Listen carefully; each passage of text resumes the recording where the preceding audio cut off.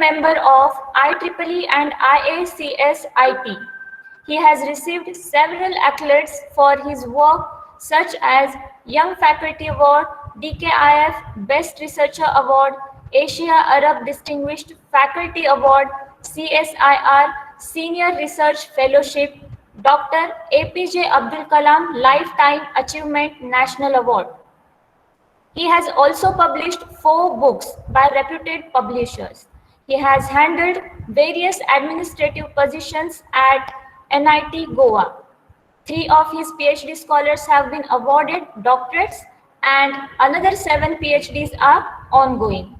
Dr. Reddy delivered guest lectures and keynote talks in more than 40 institutes across the country. And today, he will be guiding us on overview of AI and its application in agriculture healthcare systems. Sir, we are glad to have you as a resource person today, and we are very excited to listen to you. So I request you to start the session. Thank you. Over to you, sir.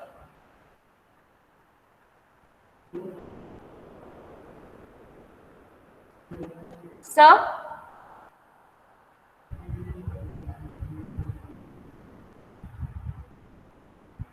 Sir, you are not audible.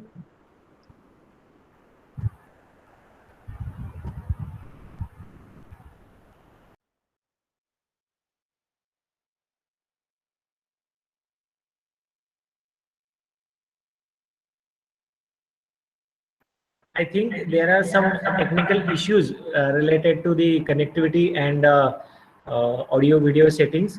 Let us hold a moment so that sir will start soon. Please stay connected.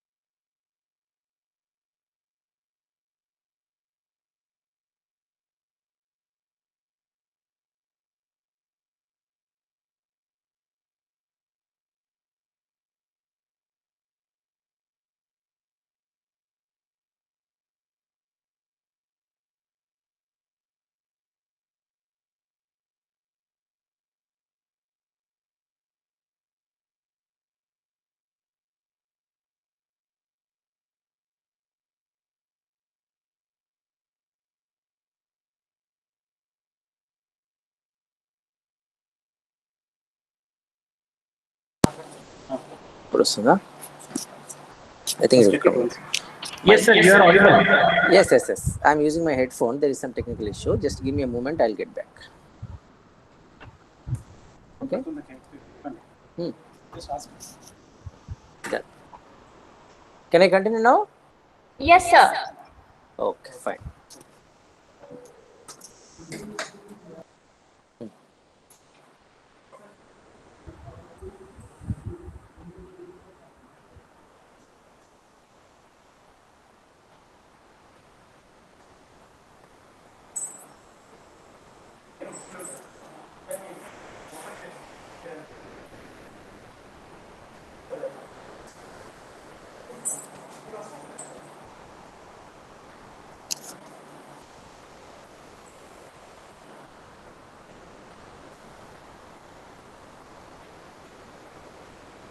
Can you see the PPT?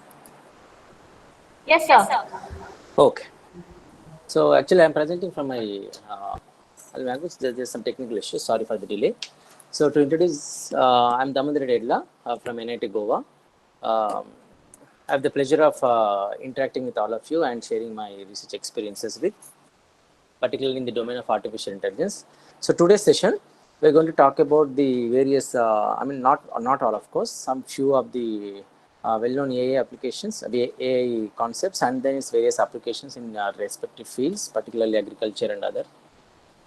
So begin with why do you want to learn artificial intelligence? First of all, when we say like we are going to see some concepts of AI, can you just name why really you are interested to work on some AI concepts and all? Particularly, if you see maybe your students who are working with you, like some BTech or MTech students or whoever it is, or maybe for your PhD program admission, whichever it is, when you are working, if you take up some 10 projects, out of 10, at least 6 to 7 or maybe more projects, people are using the concepts of artificial intelligence and machine learning and broadly into data science. So whenever you are learning the concepts of artificial intelligence, and these applications can be found in a large volume of domain, and where we are in need of learning them. Before going there, just I'll give a brief summary of that. What exactly makes you a good researcher in the domain of artificial intelligence, particularly, more data science type research. Like when you are very good at some mathematics, assume that. You have very good mathematical knowledge, and then you are very interested for some computer science concepts, and with the help of mathematics known to you, you want to make a good real-time applications. Then yourself can only be a good machine learner, and you can't be a good data science person unless you have the domain knowledge in which you are going to do some research. Are you following me? Am I audible? Yes, sir. Yes, sir. So now assume that you are solving some typical artificial intelligence problem, and you have very good mathematical skills, and you have you have learned the basic or the suitable concepts of your computer science, but you don't have domain knowledge, which means what? For example, working in some wireless sensor networks, and you have no domain knowledge, you have no idea of sensors, you have no idea of the network coverage and other load balancing, energy efficiency, harvesting, so on so. But you have very good mathematics and computer science topics. Then you can only be a good machine learner, you can't be a good data science person. When you want to work particularly the domains like artificial intelligence, which you are learning today, you should be good at mathematics domain, and you should have some domain knowledge and then computer science concepts. If you have only domain knowledge and if you have good computer science concept, you will become just a data processing person. You can't be a good data scientist unless you learn mathematics also along with this. Wherein when you have only mathematics and domain knowledge but no computer science concept, then you will remain just a statistical person. Which means you are doing research statistically, but you can't be a good data science because you don't have concepts of computer science. So why I refer this is, without the foundations of data science, you can't learn anything in the domain of artificial intelligence. So when you are learning, you should have very good mathematical skill and the required computer science and the suitable or the concerned domain knowledge. Here, the more you need is the mathematical knowledge and the computer science. The domain knowledge is the limited for which you are doing actually the research.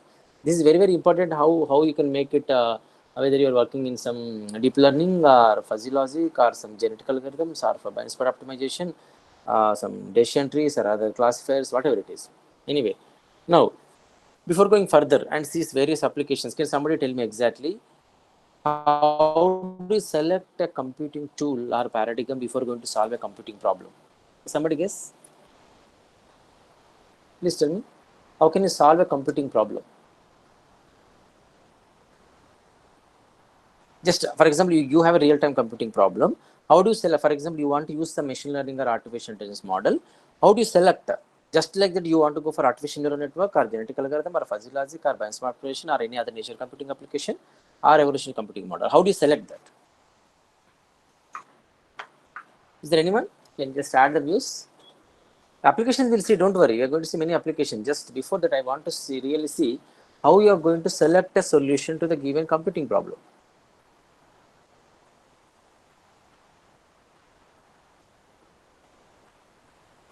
Because see, if you might have faced a question, always all of you, when you are solving some problem using some X and Y solution or model, they will ask why you have chosen this, why not the other type of tool like ANN, some neural network. It's a kind of computing tool. So why can't you select another type of tool? Why only neural network? Like, particularly, I'm asking this in the context of machine learning or artificial intelligence. Are you following me or not?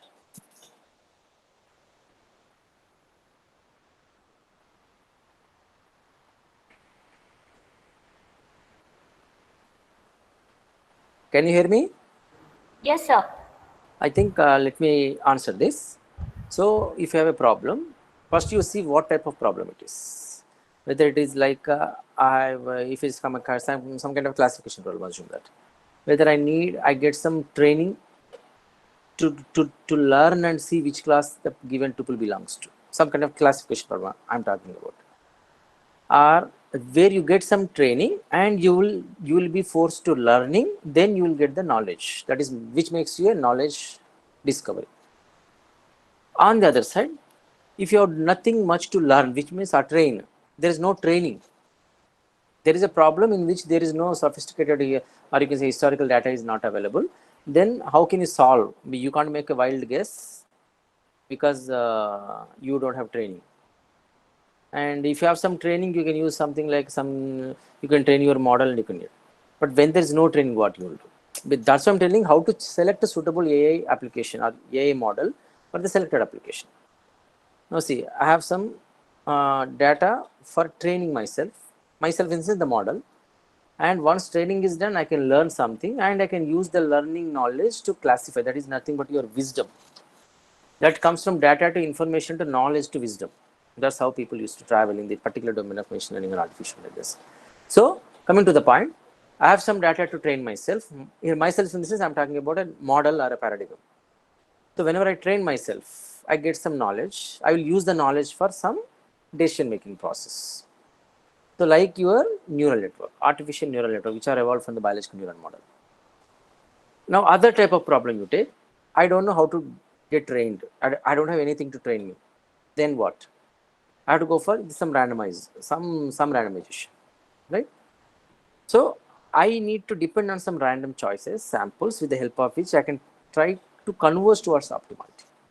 That we use typically bio-inspired optimization algorithm, nature-inspired algorithms, and other evolutionary computation model, or you can say genetic algorithms, where you have multiple operations and all. Third is like what? Linguistic type.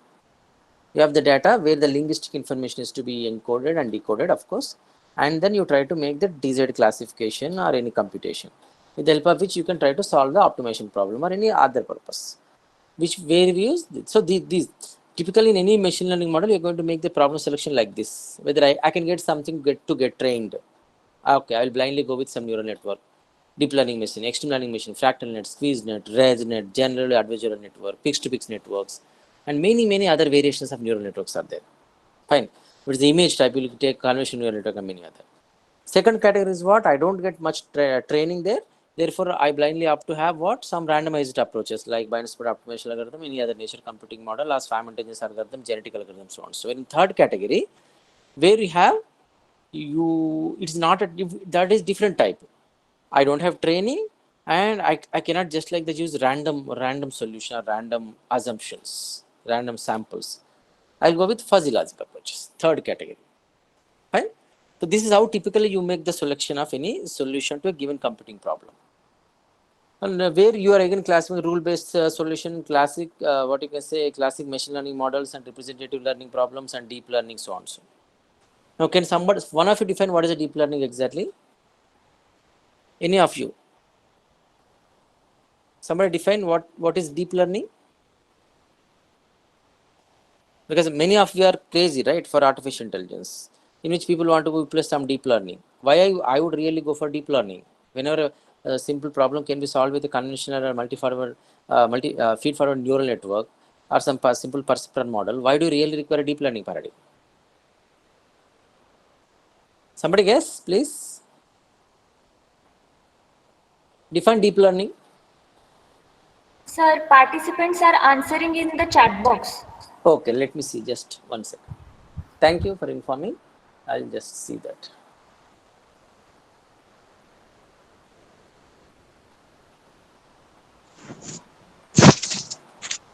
Hello, sir. Yes, I can hear you. So Vijay Jokre answering the solution depends on outcome. If it requires statistical modeling, then we will use statistical modeling. That's for I think the previous question. Now machine itself decide main features from big data algorithms. Okay, that's all fine. My question to you is exactly what is deep learning? Sir, Because deep learning in tell me, please tell me. layers, uh, the number of layers are more through which we can extract exact features and then we can detect the outcome. Yes. Now you mean to say that the number of layers are more, or particularly number of hidden layers are more, or maybe I can say more than one. Now, basically, what's happening in deep learning compared to conventional perceptron models or any other conventional neural networks, artificial neural networks? Deep learning, what it is, you are making iterative learning, and over different layers of the computing. Layers in this is what it's actually more computing happens. More layer by layer means what? When you are going layer by layer, it's happening what? Levels of learning is, evolved. First layer to second layer, third layer. When you're going, you are filtering. Actually, you're making filtering of knowledge. Fine. And finally, you're getting maximum knowledge discovery with the help of which. So basically, how can I choose a deep learning paradigm? Deep learning paradigm, when you choose, like when you have a training problem, when you have problem with some training data and you try to train your model and try to make. But there again, we use some feature extraction model. Of course, deep learning with autoencoders, and I'm going to just explain. So going back to the definition.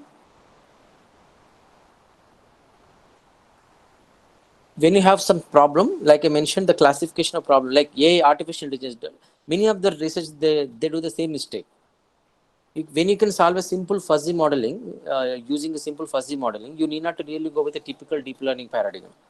When you can solve a problem with a simple conventional neural network model, you need not to really go with a deep learning model. You need not to select such a tools because to show that they are advanced model and you can get them published easily, not so.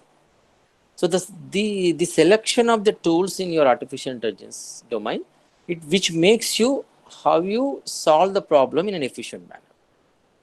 And of course, there are various other phases are there. Like when you're talking about deep learning, you'll talk about feature extraction and feature selection with the help of your autoencoders and many other ways. And when you're talking about your rule-based system, like your fuzzy rule-based and non-fuzzy rule-based, and many other models are there. Typically, what I'm telling is, when you're selecting these big words like deep learning, type 2 fuzzy logic, or any fuzzy logic and extreme learning machine, and genetic algorithms, swarm intelligence, you try to select selectively, not select because you have to use some artificial intelligence model. That makes you a good researcher in artificial intelligence. Wherever you can find a simple solution using some conventional nature computing or bias spread optimization model, you need not to go for a complex deep learning paradigms. Right? Now tell me, second category I think I have not pressed upon. First category, like training and learning, you will go for neural network. Second category is what? Where there is enormous searching is involved, you will go for genetic algorithms, bias spread optimization algorithm. Third category, linguistic type problems. So second category, like there is a large amount of data, so just like your some real-time network data. In that case, what happens? You are in need of what? Dealing with a large amount of network data, where you might need some random samples to be considered. Therefore, it typically involves this type of randomization algorithm, genetic algorithm, fuzzy, bias spread optimization algorithm. Because you can solve with a simple game-changing random selection, I can say. I say game-changing random selection says the complexity of the second category depends on which particular model you are selecting. Which particular randomization you are actually adding to the problem. If that is good, then your accuracy is high. Otherwise, you have to go with another random sample. I'm talking about the second category. So there are various ways. And when you are going with this any artificial intelligence model like deep learning, fuzzy logic, external learning, many ways, what actually typically your expectation is, I'll have some large amount of data. According to the data and the type of the data and the observations and the sampling, you are going to select what? Suitable machine learning model. Like I said, all the 3 or 4 types, maybe more. Then you find some correlation between the data. Means in the sense you will see what is the connection between that features and how they direct the notion of the classification. Then try to make some good simulation. Then you will publish a paper. Fine. This is how actually people used to work on particularly. Actually, the concept of, I really don't understand the concept of big data analytics, a domain to be. Fine. Because the domain is actually shared with every domain in turn. That's how people used to derive the concept from science towards the big data, where you have petabytes and exabytes of data. So in this particular session, I will just briefly touch upon deep learning or other conventional advanced neural networks in addition to some bioinspired optimization algorithms. Fine. Somebody confirm? Am I audible? Yes, sir. Yes. Please, I used to ask in between because I don't not in doubt whether you can hear me or not, because sometimes you used to. Now, this deep learning, like I said, iterative learning we are doing over the layers, various layers of the deep learning architecture, and number of layers. If the number of layers are more, intentionally, if I keep some large number of layers, can you extract the high amount of knowledge or information from the data? Just because layers are high, can you expect high classification accuracy? What exactly you will expect from this deep learning paradigm?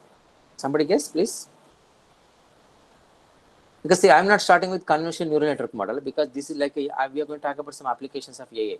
So I don't want to start with what is biological neural model, then what is artificial neural model, then what is renderers and axioms and all so on. So how these artificial neural models evolved from biological neural model, then how the deep learnings are evolved from the conventional neural model, then how the extreme learning may. I'm not going to talk about all those things. Okay, just we are directly starting with the application. Before going there, just you see, when you're going for the deep learning, basically what happens, you're going to learn iteratively and try to extract maximum knowledge from the features that are captured from the data. Therefore, what exactly the input layer of your deep learning paradigm, that you have some good features to be there. You have large amount of data, some network data, some real-time monitoring data, some sensor network, or some defense application where you have large amount of data. When the input layer is extremely high in number, the number of nodes in the input neurons, number of neurons in the input layer, when they're very high, and when you're just like that, if you add more and more deep learning layers, it doesn't make really any difference whether I have more layers means that I will have more classification accuracy. It does not mean that.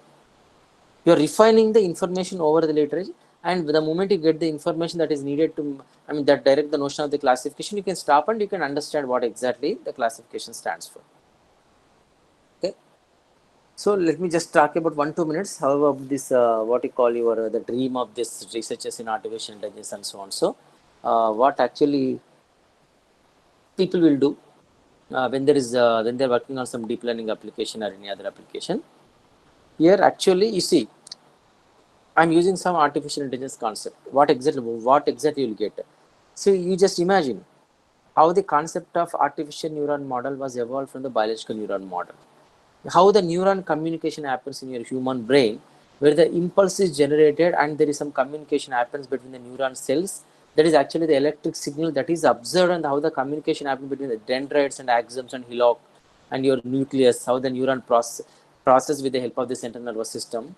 Based on just such a biological behavior by observation, people have developed a very powerful computing tool called artificial neuron model. Now tell me, just by observing one neuron cell behavior, and they come up with a biological neuron model, and they just propose the artificial neuron model, and there are various evolvements that have come, like deep learning, extreme learning, machine fractal, SqueezeNet, ResNet, and many other. You can just imagine similar way, if you can propose many, like using some like human computer interaction or brain computer interface paradigms, there will be many such applications that you can derive in your artificial neural network or artificial intelligence. Now, but most of the one of the most important tool in the artificial intelligence, like many of the people, like I said, if there are like out of 10 projects, if some 7-8 people may use artificial intelligence concept, out of these 7-8, at least 2-3 will use neural networks. That's not a benchmark observation I'm just telling, but most of the scenario happening like this outside. If there are 10, if there are some 100 students are doing a project in a college, out of 100, 70 to 80 are doing artificial intelligence. Wherever the domain of research, they are using the concept of artificial intelligence. Out of these 70, 80, at least 20-30 they are using again neural network. So internally, out of all the research, 30-20%, at least 20-30 they are using neural networks. If you want, you can just refer a topic and see with respect to the tools used to solve the topic of research or problem statement. That's why. So the particularly neural network deep learning is, people have used it because of the difficulty in getting the highest classification accuracy or towards optimization. But the advantage is what? If there is no data set, there is no deep learning. Particularly when there is limited data, we have difficult to deal with the neural network. That's why I mentioned in the beginning of the class or session, like when you have large amount of training, then you have good amount of learning, then you have a better accuracy of classification. Similarly, when there is no data set, even for convolution neural models also difficult to deal with, and there is no question of getting a good performance from the deep learning architecture. Okay. But however, whenever you have limited data and all, sometimes we go with other options and all, of course. But whenever there is good amount of data, one can opt deep learning. So there are some applications sensing the human brain, EEG signals and all, how people can use their EEG signals and just a biological behavior. That is just to deal with the biology. This I will explain tomorrow when you are talking about the concept of biological neural model and others. Now, why deep learning? Before showing this slide, I want to get the answer from you.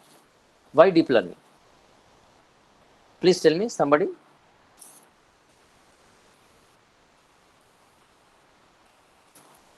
Why deep learning? Somebody, anybody. There are about 34 participants. Just tell me, why deep learning? You want to solve some particular project or solve any topic you with some deep learning paradigm. First of all, why deep learning? In the previous slide, I have shown no data, no deep learning. So you can say that there is large amount of, some good amount of training.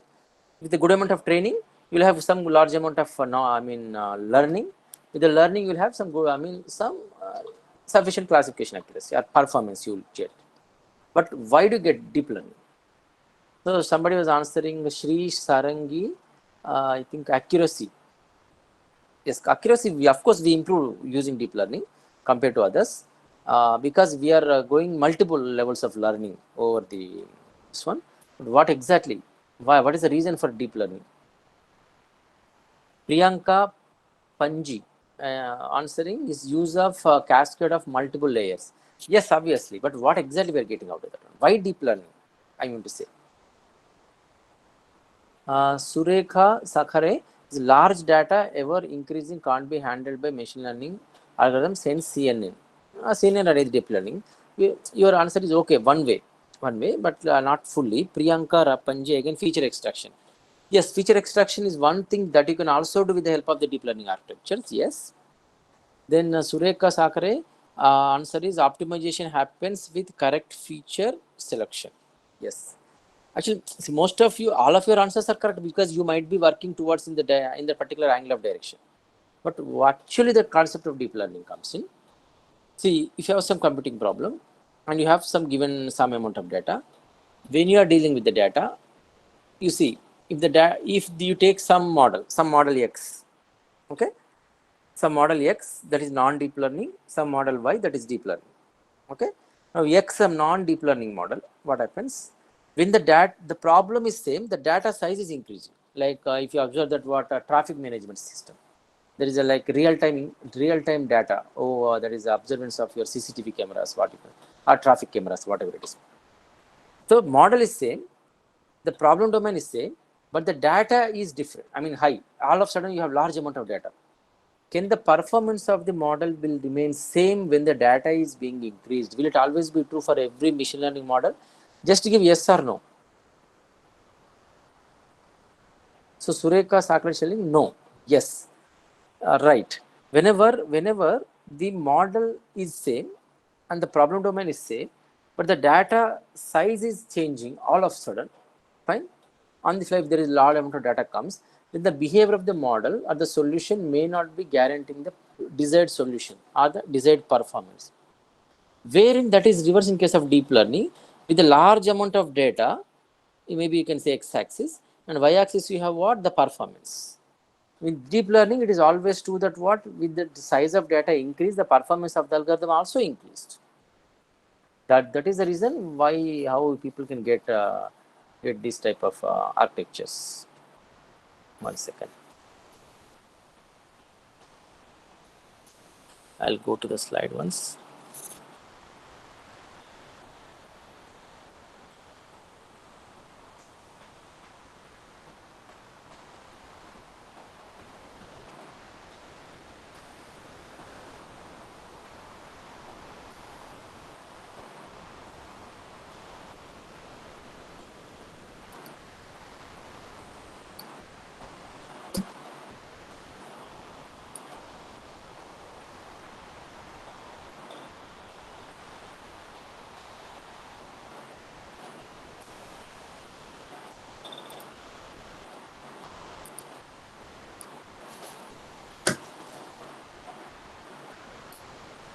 Can you see the PPT?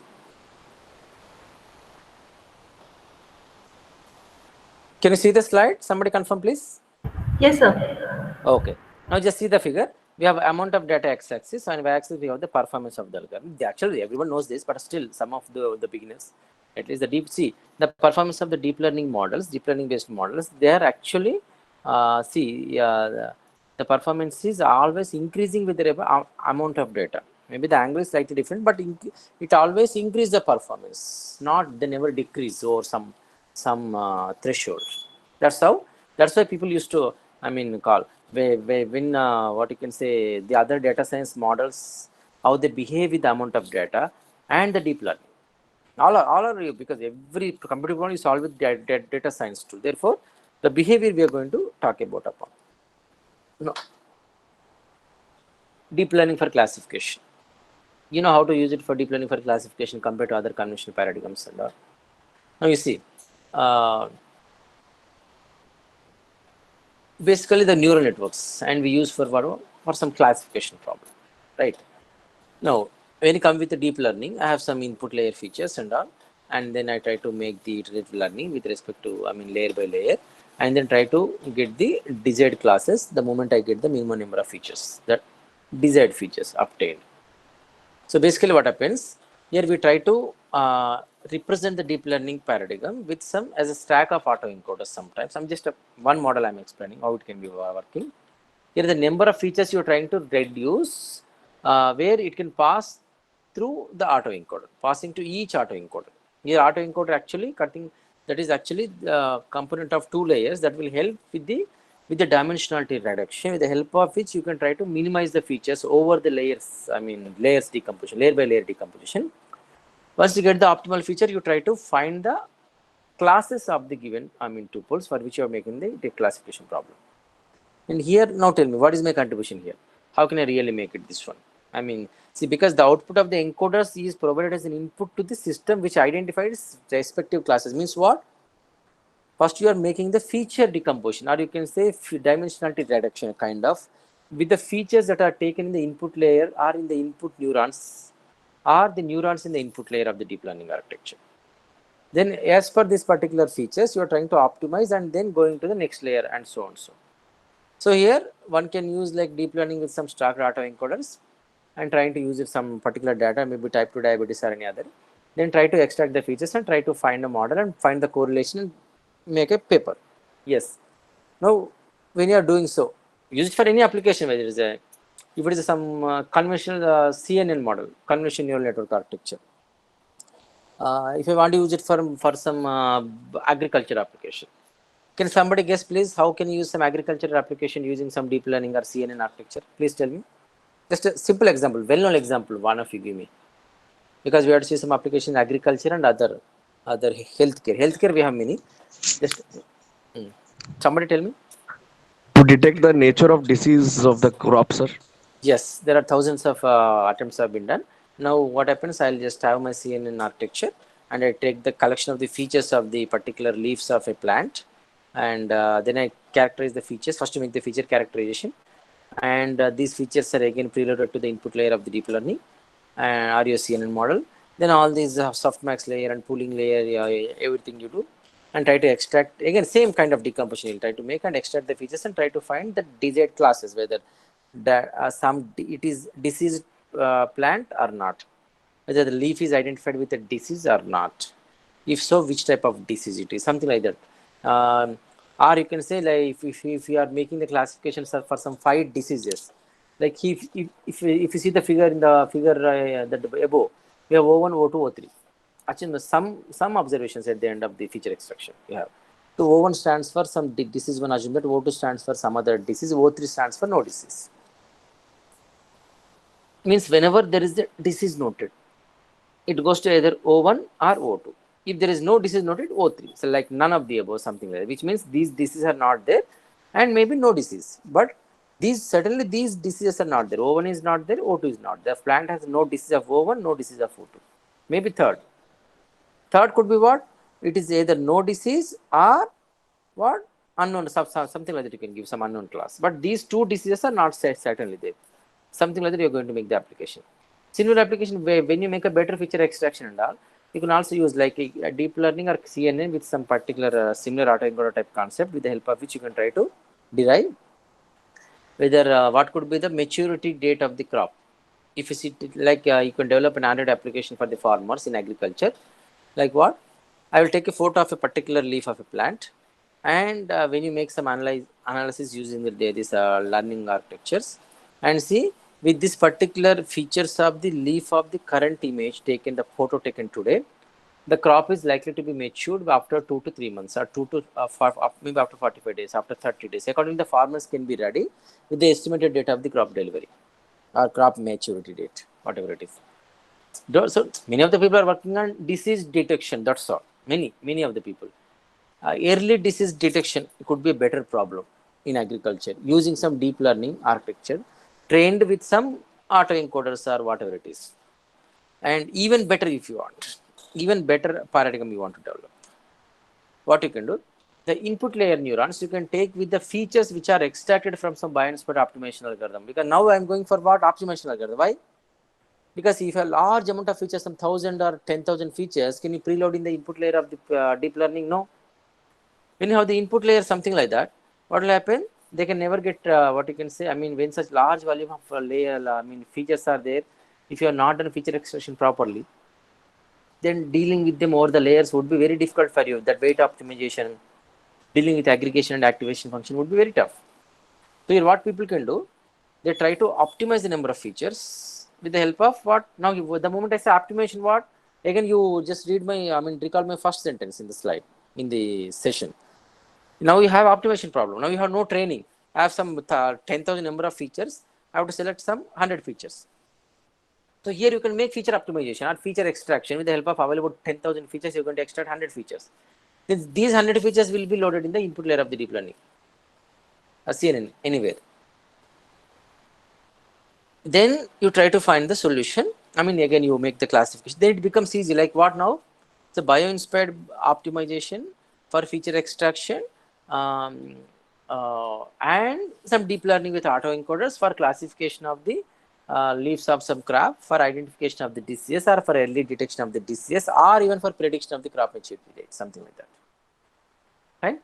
This is how people, the moment it's a deep learning, hardly see the layered architecture, the learning models, and then the activation function, aggregation function, and then how they work, everything, Only thing is how they can be how they can be used for some optimization function. That is very, very important. And then, so here I suggest the researchers who are working in deep learning, if you want some just a framework type approaches, like I can't make any technical contribution here, you take some deep learning with some stacked autoencoders and try to run the stack of autoencoders on some particular data, and then extract some features and just see what is the classification accuracy, and says, for example, diabetes data. Type 1 diabetes or type 2 diabetes or no diabetes. O1 is for type 2 diabetes, O2 is for type 1 diabetes, O3 is no diabetes. So it could be, certainly it should be in any one of these classes, either type diabetes, yes or no. No means one class, yes means whether type 1 diabetes or type 2 diabetes. Similar way. Now here, what is my contribution? Just you are taking some new data. If somebody has already used the stack of autoencoders for some type 2 diabetes, you should not use it again. Because deep learning already somebody proposed, at least the type of data you are applying onto that should be known, new. Otherwise, it becomes another trivial model you are developing. Now, even little, different type of users they want to work upon. They can develop new activation or aggregation function of deep learning for some maybe agriculture problem or any other health informatics problem. Like, see, health informatics application. What do you mean? Say you take go to some UCM machinery repository, check whether it is a P-mania diabetes data and what you call any other biological data, and health informatics related data, heart data, leukemia data, lymphomal leukemia data, many other data sets are there, and then they try to run with the help of deep learning model by using some autoencoders or any other advanced deep learning model. If not, then you propose some new activation or aggregation function with the help of which you can develop better class. You can guarantee for what you can say the layered architecture, and also you are going to identify the better classification accuracy. You have good activation and aggregation function. Third is what? See, where how the concept of autoencoders have come once people are developed with deep learning models. Similarly, you can propose your own deep learning type architectures. with different decompositions, and how the layered architecture, layered interaction happens, how the connection between the layers happen, how they are optimized, and all those things you can do that. One of the solution could be like you can propose some new aggregation function. See how the layered architecture is communicated, and see if there is a neuron is there, like some ith input neuron is there, there is a jth input neuron. If Vij is the weight, so on so. Now here what happens, these weights whenever I'm trying to compute and the weights are being used for further processing, I'm going to use the logarithmic of this, logarithmic value of these weights, because the information is encoded in bits, and multiplied by some rho. Rho ij denotes correlation between the features x and xj. So it is not only features, you are also considering the correlation between the features. This type of contribution will help you what? You're going to make some theoretical contribution in the neural network models, not just taking some existing deep learning and running on some biological data or some agricultural data. Right? Any doubts here? Please let me stop here if you have any doubts. Any doubts?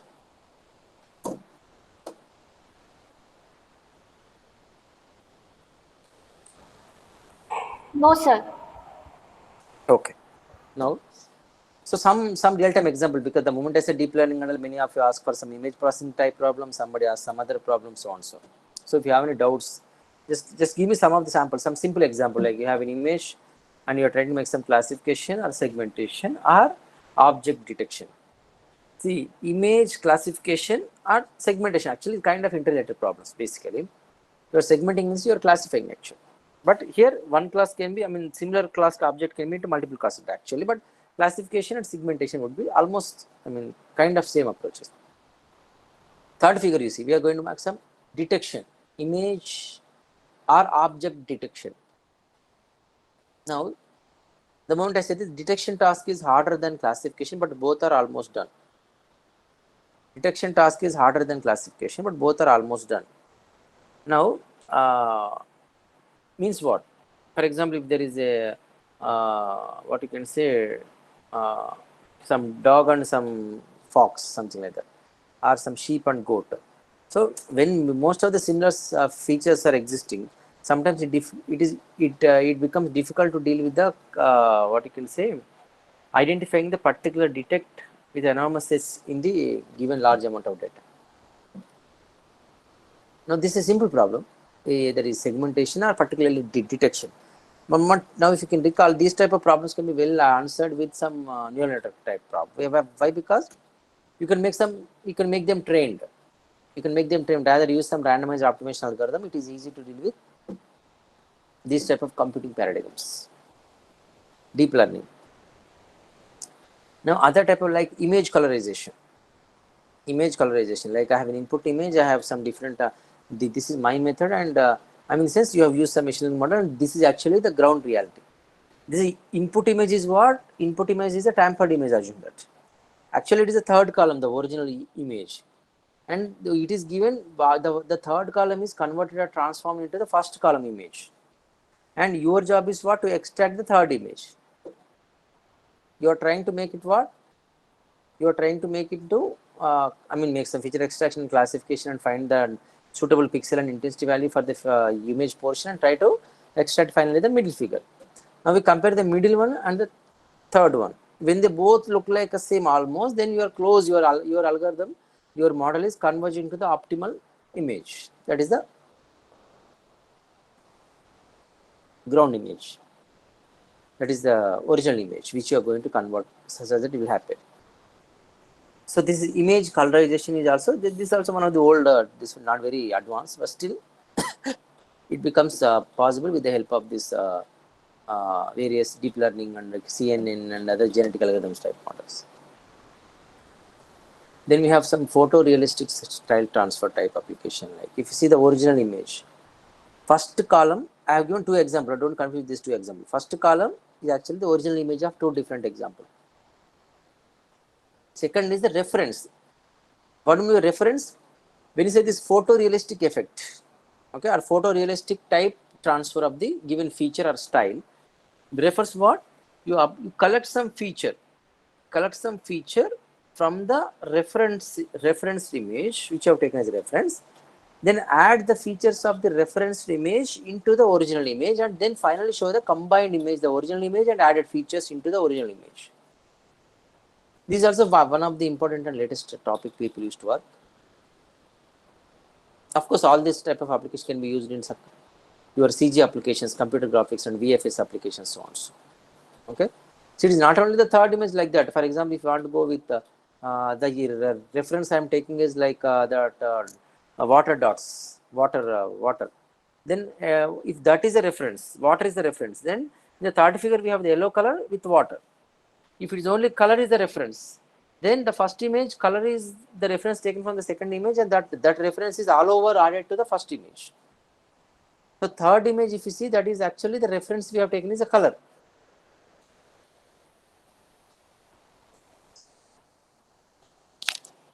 And similarly, we have object removal. For example, if there is a original image and we have some image, input image, and I'm going to delete the image and I'm going to restore the image. One is restoring, one is what you can say removal. And after the object removal, you have to readjust all the pixel and intensity value. Accordingly, the image can look like normal. This is again one type of object removal technique with the help of which you can try to automate the features and image. Next, this is image completion. Even the same example, if I go back, first let me explain what is image completion. So you have original image given, and you have original image and you have this particular image, and you are going to, again you see how we can easily train the neural network. So the missing portion, how it can be restored with the help of these things. So you have original image, you will show a neural network, and you train your model, the help of which you try to optimize the features and try to recalculate the pixel and intensity value, and then try to restore it, right? Then after restoring, compare with the original image, how you simply do the exact in case of your supervised learning process where it can do this type of modeling. This is image completion, and then so on. So, and if you can go back the same example also, for example, here I have this some, if I give that output image, okay, if I give some middle image, if I give the middle image, then you have to give me the third image or the first image, whatever it is, according to the feature values, right? So this is the middle image which is tampered or which is slightly, I mean, edited with. Then you are going to either first one or second one according to the actual image file. This is the image completion problem that you can do with the help of some deep learning and convolutional neural network architectures.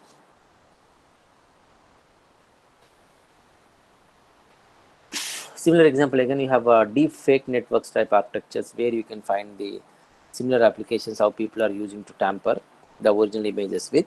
And again here also the most important topic is here is the feature extraction, because how you extract the features with the help of which these connections can be established, that is very, very important. Feature extraction will really help for these type of architectures. Okay, most of this image processing problem people used to go for feature extraction.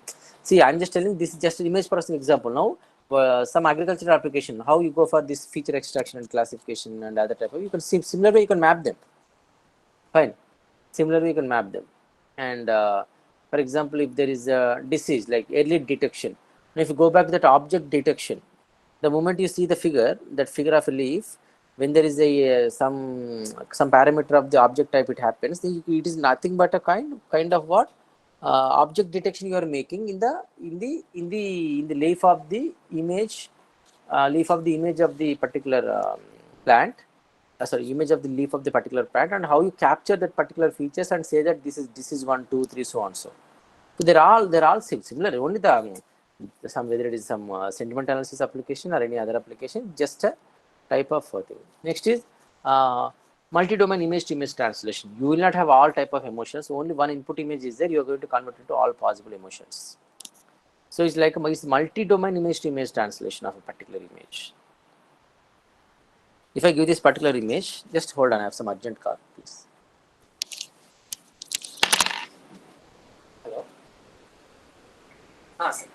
No, sir, I have some invited talk I'm giving, sir. I'm free, sir. Please.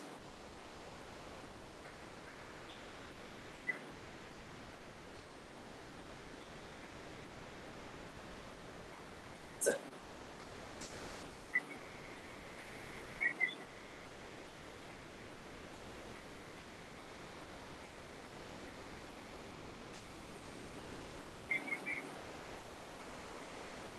So,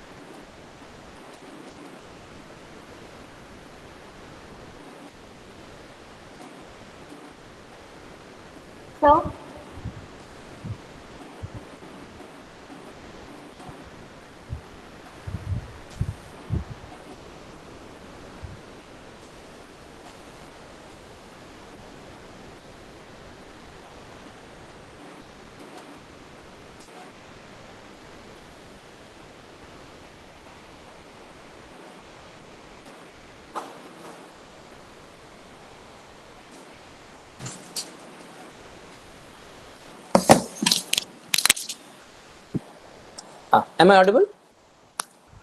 yes, sir. I'm very sorry. I had to leave for a couple of minutes. I had some urgent call that I can't avoid.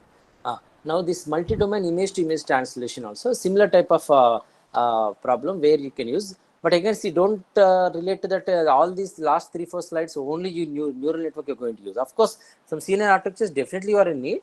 But here you see mostly the feature extraction, feature selection, you're going to make it very crucial.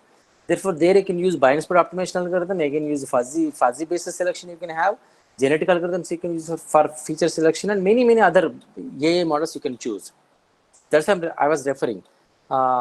Here, like each of the particular image has different variations of features. Therefore, it is very important how you deal with them.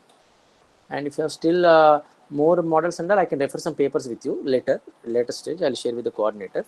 And next is like some kind of prediction model like this.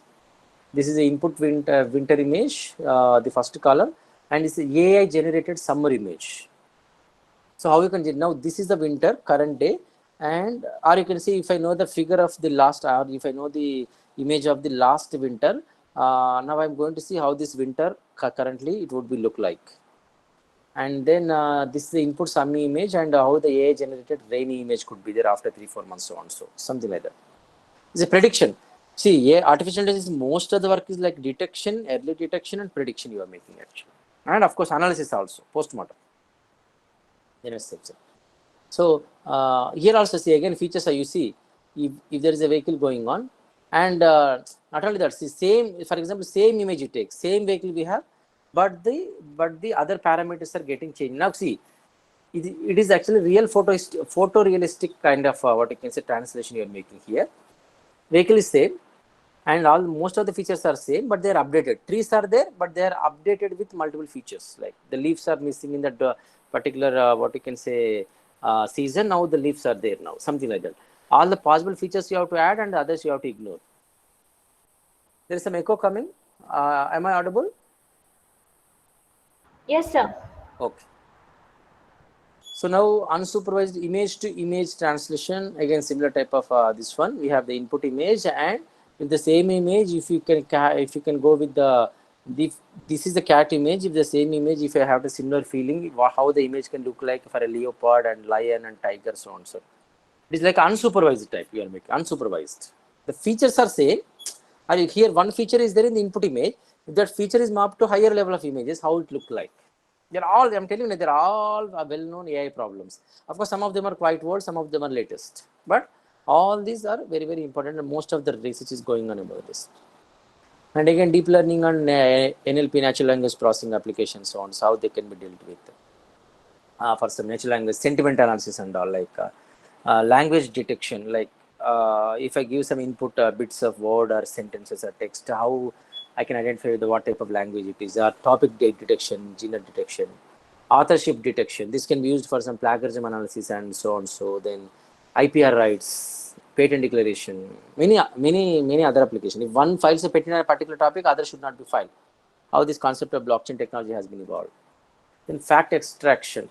If you have some company names, something so on, so whether they are real or not, real or fake, the prices whether they're real or not, some dates, whether the expiry date of a particular item, whether real or not, product name, something like that. Then we have key phrase extraction. If I give a sentence of a newspaper or a pair of a newspaper or a particular newspaper, and if it is the digitalized text, when you are trying to automate and trying to extract some particular key phrases, it will give like one sentimental over the today's figure. What happens? Something is passed to so and so. The key phrase extraction. Then like finding synonyms, the same names. Then we have some synonyms in sense like names with different meanings, but that appear to be same in the context. Then machine translation and other question answering, dialogue systems, which can be helpful for that what you call your automated control systems, vehicle monitoring system, many other applications you have. Similar multimodal learning for deep learning, image capturing, and so on. So speech recognition, image classification. Some other problem, something like vision deep CNN, language and CNN, how you can use some CNNs and other recurrent neural networks and so on. So RCNN, so on. So how they can be used, and a group of people now just they see how you can analyze the figure, like caption generation. I'll give you the figure. Can you make an appropriate caption? See the figure. The caption is like there are a group of people, some group of people. They are doing some shopping at this particular location and market. And other way could be there are many vegetables at the particular stand. Both either ways, of course, both are right. But which has high significance, the sentence. Then again, it has to be ranked upon. So again, this type of caption generation, you can't generate a unique caption, multiple captions. Again, you have to rank upon them and so on. So how they can be generated? All this, everywhere features are very, very important. So this lip reading, like for some defense application or any other application, when these type of techniques are there, how one can deal with them. Just like emotion to text conversion and many real-time applications. Like if I have a visual video where the voice is not clear and can I convert into a speech or a text, whatever it is. It's very, but again, lot of training and feature extraction selection is very, very important. There and all you can use the binary speed optimization and many other ways. Drone control, many of the physical tasks are being taken care so nicely by a drone control management system. Where but the problem is here real-time data and sometimes incremental data used to be generated, and with the large amount of data is not only one drone, several drones, number of drones with what you can say single point of management system without any collision or avoidance, and we try to make it, and how they can be traced for some deep defense application, everything, how they can be controlled over some deep neural network, and how the control signal can be classified in real time. That's very, very, very important. Because they are not at your fingertips. It's somewhere very far away, and how they can be captured over time real-time signal. So these things I will explain tomorrow. All these things I will explain tomorrow, because tomorrow we have a practical session onto this one. Now we have some 10 minutes down. We have some 10-15 minutes. Please, if you have any doubts, let me know.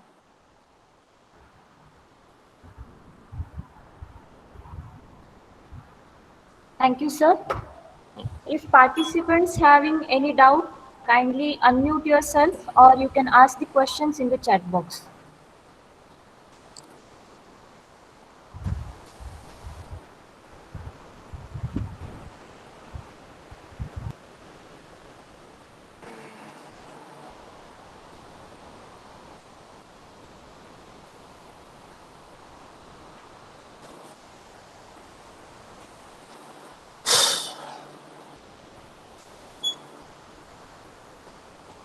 No doubts?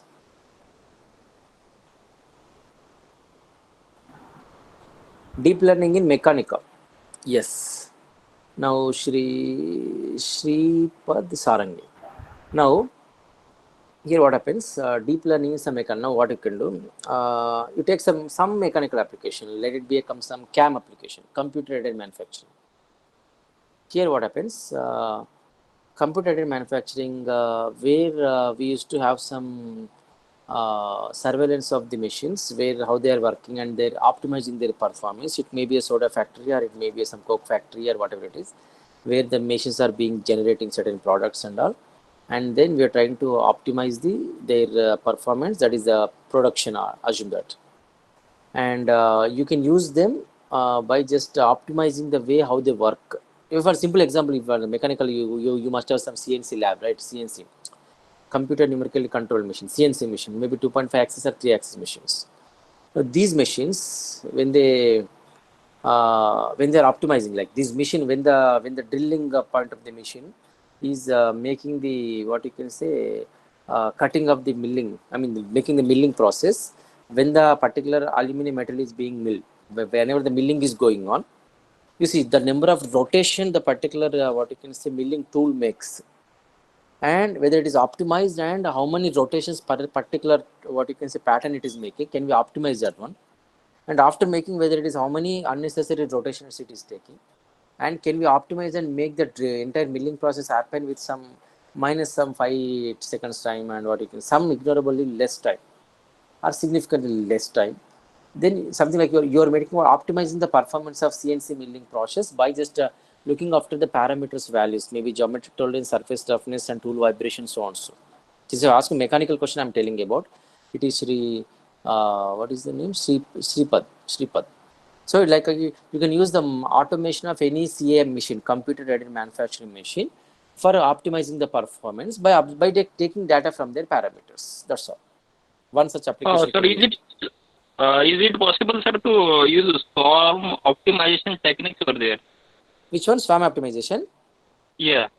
Yes. Actually, swarm optimization I'm going to cover tomorrow because it takes 1 hour. I was able to start, but we have only 10 minutes time. That is the reason I did not start. So swarm intelligence, it is certainly possible, and I'm going to explain tomorrow with the same example and different examples. Yes, sir. Thank you very much, sir. Thank you. And tomorrow we have a separate class, at least for half an hour to 45 minutes on swarm intelligence, followed by a practical session on EEG signals. So tomorrow, if I start now, it will end up only for 10 minutes. I don't want to start now. Now, any others? Is there any questions? No, from so I think participants? Sureka Shaharish is talking about some soil fertility for some agricultural application. Yes, soil fertility, you can always eventually do that. But here, I mean, by what type of model you want? For example, you take the image of a particular soil, image of another soil, and compare them with respect to some features by a trained neural network. That can be done, of course. But actually, basically, soil test can be done in different ways, basically, not just with the image. Because based on just image features, sometimes you may not guess the soil that is internally within the soil. So sometimes you can do with the image type application, or sometimes with non-image type application by the physical sample collection and analysis. But of course, again, you have some machine learning model to make some analysis at the behind. So soil fertility testing also can be done using some machine learning model, but with the images also you can do, without images also. And any other doubts?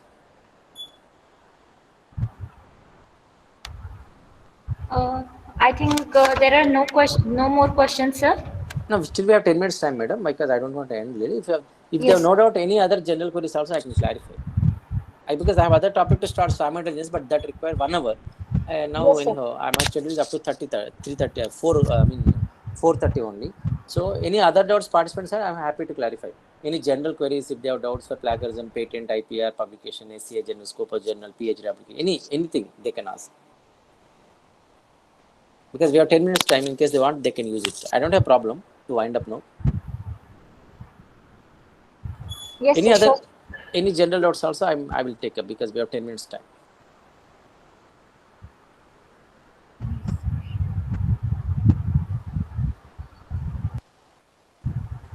Sir, there is one more question from Yes. Saraki sir. How Yes. to publish? Yes. Now, publish of what? Now, question is whether you want to publish some SCI journal or a high impact factor journal. First of all, the concept of impact factor is more or less many of the publishers they are not following. So don't go with just the impact factor unless it is some brand. I'll give an example. You just buy a mobile phone. Somebody, I have 30-40 megapixel camera. Fine, there is no brand. Then you take some Apple or Samsung. They say I have 12 megapixel. The quality of this 12 is good than the quality of that 40-50. And the rate is also cheaper, that 40-50 is higher. Same way I do, when you say this impact factor with some branded journals you try to consider. Whether you can IEEE, ACM, IEEE transaction, ACM transaction, elsewhere, IET, Taylor and Francis, Springer, Wheelie, etc. you can consider. And how to publish, I'll explain first of all. Then this high impact factor in the sense, now you see, you first you go to the selected, standard journals in which you try to select the high impact factor journal. But the only thing is, finding the journal of high impact factor is not an issue at all. There are thousands of journals are there everywhere. Fine. Question is, before submitting to the journal, you have to see the relevance, whether your work gets published in that journal. First, you have to see what is the latest issue of the journal in which you are trying to submit a paper for your publication. Then you see the latest paper of the current year or latest issue. When you compare your paper and them, you will come to know whether your paper stands up to that level. When you feel that it stands up to that level, then you can blindly go ahead. Then how to find that high impact factor journal under? There are not only impact factor to identify, there is something called H index is there for journal also. And if you want, I'll just 1 second. I will share it. I'll show some example to you. Let me know whether you can see the slide.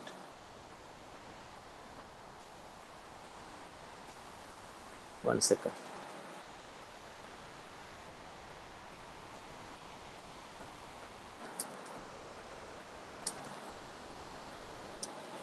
Can you see the Google web page that I'm opening? Is it shared? Yes, sir, it is visible. Now, just give me some journal name. Any of you, some good journal name? Springer.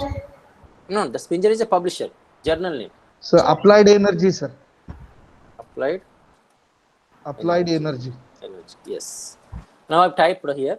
Can you see the just list of journals which have come for this search against me? That is Applied Energy. Now, which one you're talking about? It's Elsewhere journal. Who named the journal? Somebody please confirm. Is this the first journal, sir. Yes. Can you see the 5 publication there? 5 publications, right? Now see, sir. This is a very good journal, and see, H index is 189. That's really very good journal. And you just come down. Can you see this one? The web page? Okay, can you see the web page? Yes, sir. There is some green, yellow, orange are there. Have you seen this? Yes, sir. This is actually since inception almost, or maybe the time since when the data is taken. Since 1990 till to almost today or last year, they have the collection of data. You check whether it is, see, I just stopped my mouse here. It is showing which quality journal it is. Please name it. It is Q1 or Q2 or Q3 or Q4? Tell me. Can you read that? It's a Q1. Q1 in 2019.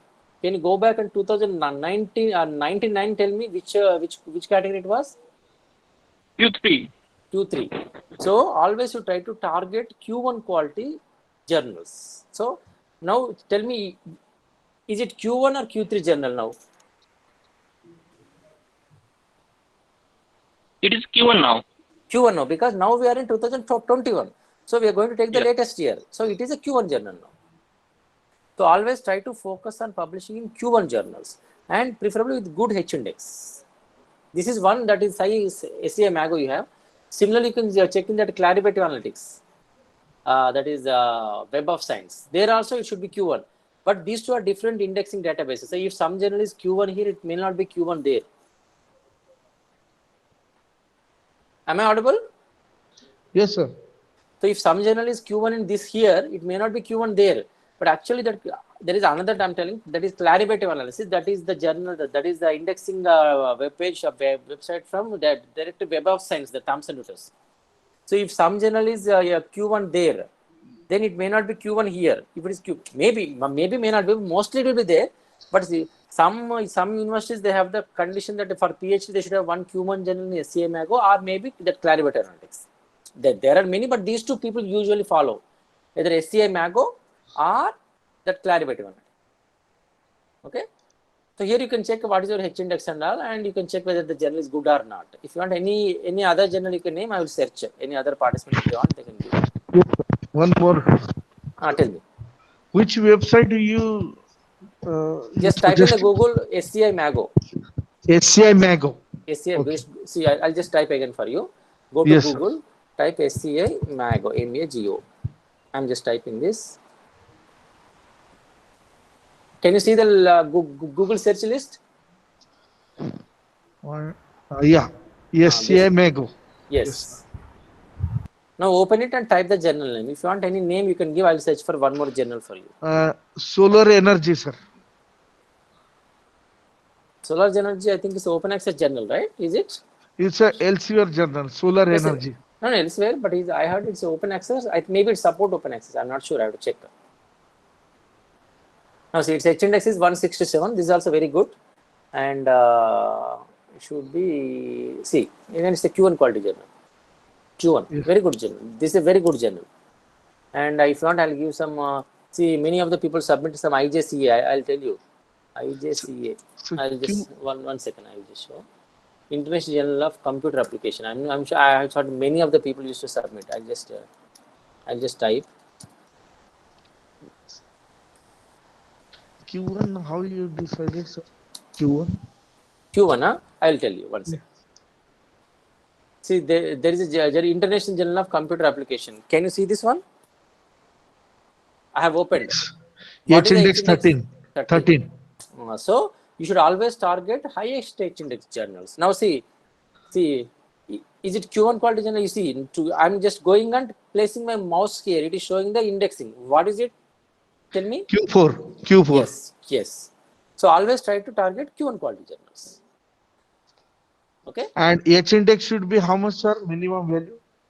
Usually I used to have for minimum 100 better. Minimum 50 should be at least worst. I used to maintain it, but as such there is no limit. Okay. But the more H means the more means the more good. More good. Okay.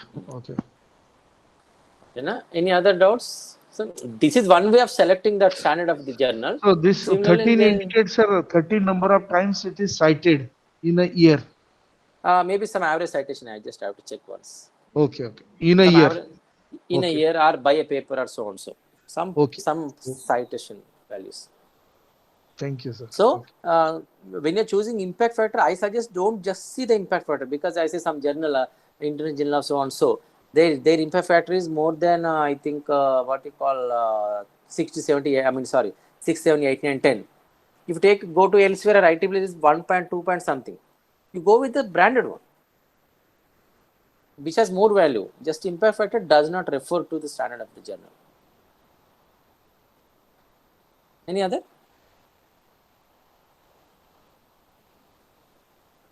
No general questions? Hello, sir. Please tell me. Sir, in case of the Scopus journal, yes, after 6 months, the list is going to be updated. 6 months in UGC care list you're talking about? Yes, sir. Yes. So there is a confusion. Last 6 months, the journal was there, and after 6 months, the journal was removed. Yes, that is the problem actually. You're right. Even I faced the same question somewhere else. Whenever I went some talk, many of the people ask this question, not only once, two, 3 times. I'll give an example. What is there? When you are going to work, and when you are going to submit the journal is in UGC care list, and the moment your paper get accepted by that time, once it is published and went online, then you can't take it back. The retraction is not possible by that time if it is not Scopus Index Journal. Fine. Previously it was Scopus and now it is not Scopus. What to do? Now tell me. See, whenever say, actually it should be considered because when you are submitting with your requirement was what? Sometime given time T0 when you are submitting the paper, it should be a Scopus Index. After that, what happens that you can't change. No, you can't change the past, right? That time if it is Scopus, it should be considered. But if it is changing now, try to understand my point. Huh? Yes, sir. Yes, If sir. it is changing now, for example, see, you have submitted the thesis. That time it was Scopus. Your degree is awarded. Then after some 6 months, it is not Scopus. Then your degree should not be retracted. I'm telling you, because you follow the norms. Sir. The journal is not following something because of something for reason whatever it is. The journal is not now indexed in UGC care list or whatever it is, or not in Scopus for whatever the reason is. Either it may be removed from the UGC care list or it is not even removed. I mean, not it is even removed from the Scopus indexing. Then there should not be any problem for your degree because you have followed as per the norm. You submitted to Scopus journal, it is accepted. You are awarded with. Now, after the awarding, if for your promotion, if they want some 2 Scopus Index Journal, in your PhD you already have 2 Scopus, but now it is not Scopus. Then current time it should not be considered because now it is not Scopus. Fine, but at least in the future it should be considered. Future when you are going for promotion, if they say Scopus Index, if currently if they are not Scopus, they will not be considered because currently they are not Scopus. But at least worst case, they should not go back and cancel the degree. That I mean to say. Fine. Okay. Thank you, sir. But in any case, what I suggest, try to publish some standard journal. That's why they will always remain there. If it is a Scopus, it will usually be in Scopus. If it is at least a minimum quality journal, you try to submit. Rather submit to some paid or unknown journals. Okay. Thank you, sir. Okay? And even then, when you focus on some SCA journals, most of the SCA journals obviously in Scopus. So even you will not have all these problems of future where they can be cancelled or retracted or taken back, whatever it is. Just my suggestion. Yes, sir. Any other doubts? We have 1 minute time.